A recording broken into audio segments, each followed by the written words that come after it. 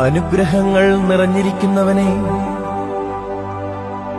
അനുകൂലത്തിന്റെ ദിവസത്തിൽ നിന്റെ സൃഷ്ടിയെ നീ പുത്തനാക്കി അനുകൂലമാക്കണമേ.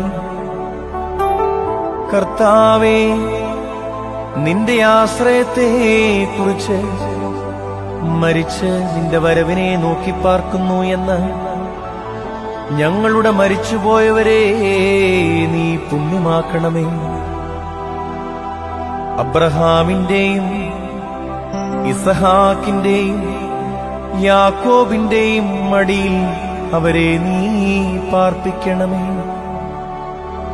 വന്നവനും വരുന്നവനും മരിച്ചവരെ അനുകൂലമാക്കുന്നവനുമായവൻ വാഴ്ത്തപ്പെട്ടവനാകുന്നു എന്ന് ശരീരങ്ങളും ആത്മാക്കളും ശരിയായിട്ട് നിലവിളിച്ചു പറയുമാറാകണമേ.